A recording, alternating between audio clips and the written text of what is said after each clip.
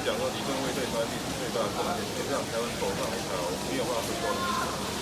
所以目前这种生活方式，虽然说看起来乱乱的，但我们觉得说还明确在地球。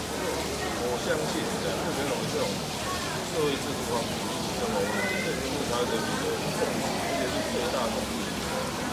所以没有人会这样去牺牲这一块。那经济也是，我想没有人说我要共济，当然是用过比较好的共济。可是我们现在看到就是说。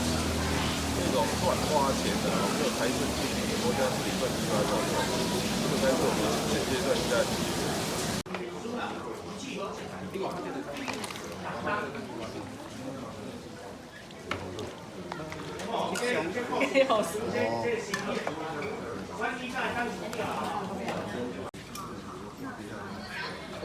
咱台湾专省，那历史上不会就是咱做嘛。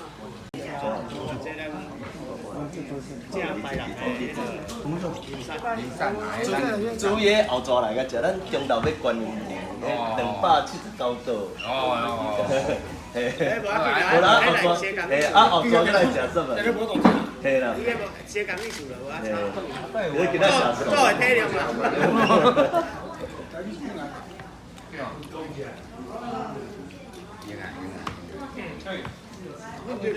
嘛。来啦，有啦，大概我们什么个以西元1661年诶，地成功来台诶，伊有问到就你无办法做一条最顺利诶管道是咱人，所以西元1662年，甲咱起看，头一次个看庙，没啦。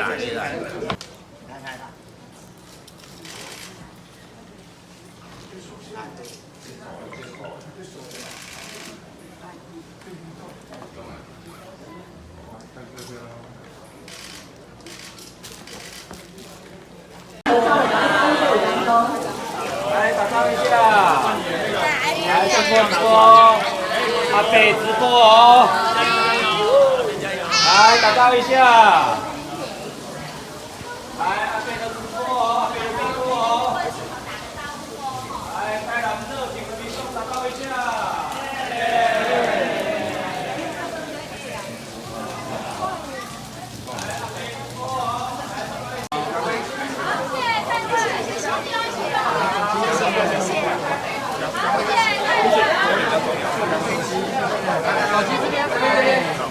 你要起来直接递给他们。我，你要先给他们。